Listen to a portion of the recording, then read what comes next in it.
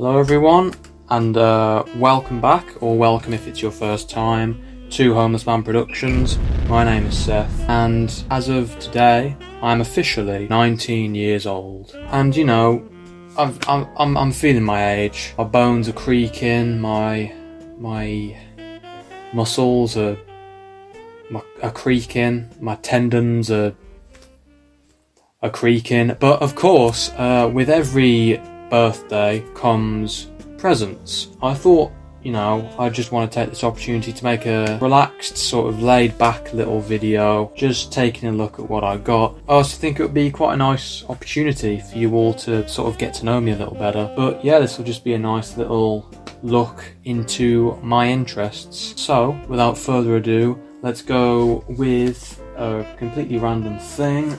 Doctor Who, The War Games, from 1969, the final Doctor Who story of the 60s, final story with Patrick Troughton, final story to be made in black and white. It's a brilliant 10-part epic. Yes, it's 10 parts, it's like 5 hours long. I really did enjoy watching this the first time, even though I had to split it across like 3 separate viewings because it's so long. And it has now taken pride of place in the Doctor Who shrine, which you may or not be able to see up there, that just mass of grey at the top, and I will be watching it sometime soon.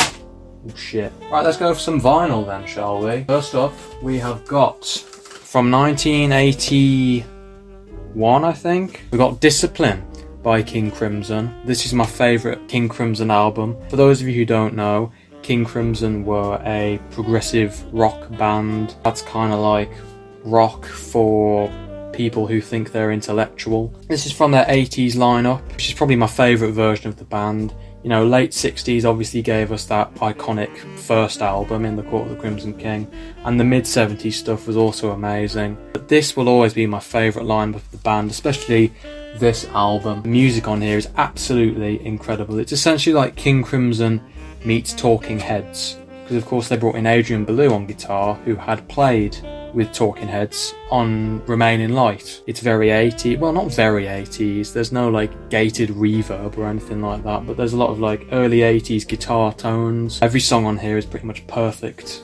I absolutely adore this album. I think it might actually be my favourite album of all time. It's just, I've been obsessed with this album ever since I first heard it like 2 years ago. Listen to it if you're a fan of 80s music, of new wave, even if like you've no idea who King Crimson is. It's quite a good starting point. Although I would say if you don't know who they are, just listen to the first album, because that's like the King Crimson album. But yeah, Discipline, fucking love this thing. Now for a bit more well-known artist, we've got Nirvana. I only got into them like over the spring and the summer of this year. I'd listened to Bleach and I thought it was okay. I still think it's okay. It's just a fine album. Then I listened to Nevermind digitally, and then I was like, yeah, this is also good. Looking back on it now, obviously, how on earth did I say that Nevermind was just good? Because then I bought it on vinyl and listened to it again.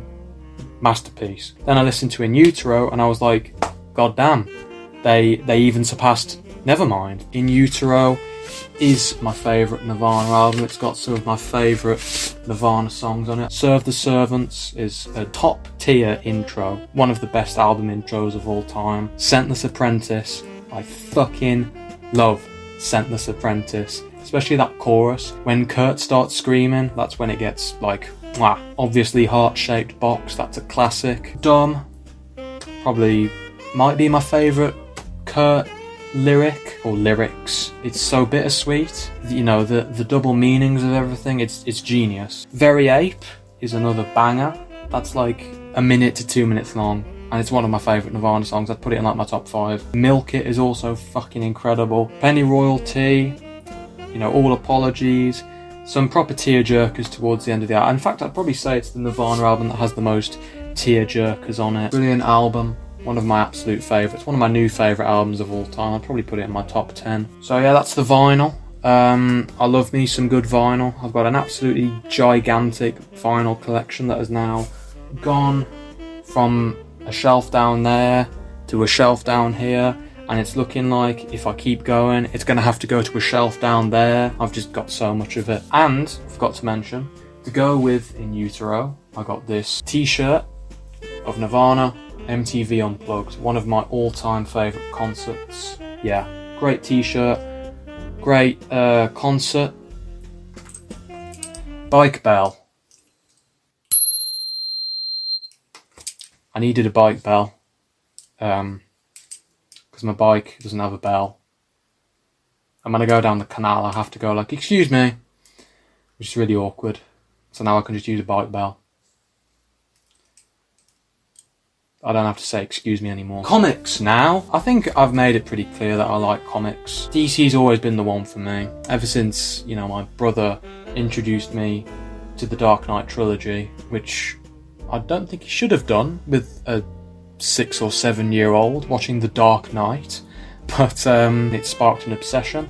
And of course I'm now, you know, I've got a comic collection, which I'm of course adding to. So we'll first kick it off with Absolute Wonder Woman Volume 1, The Last Amazon. This collects the first 7 issues of Absolute Wonder Woman, which came out from late last year to early this year.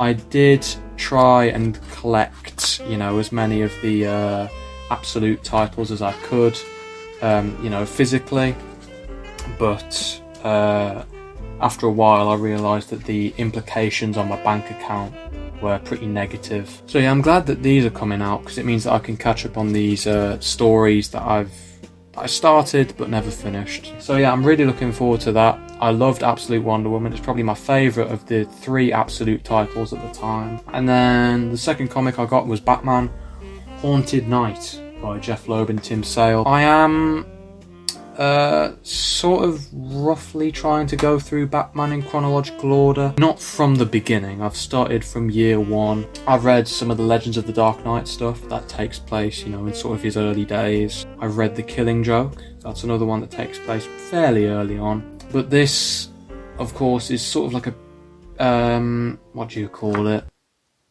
A precursor to The Long Halloween, which many have told me, or that I've seen in many places, is essentially where you go after reading year 1. I went to The Man Who Laughs, but many people say that The Long Halloween is essentially Batman year 2. Look at that, man. Batman's just the GOAT, let's be real. So yeah, you know, having this precursor to The Long Halloween is making me excited for what's to come. I'm yet to turn the fucking page, man. There we go. I've enjoyed reading Batman in roughly chronological order, so yeah, I'm looking forward to reading this. And that pretty much wraps it up. That is the stuff that I got for my birthday. I hope you enjoyed looking at the stuff that I was showing off today. Maybe I'll do another one of these in future, maybe not. I don't know. Thank you all for watching today's video, and I will see you in the next one. Fucking hell. There we go.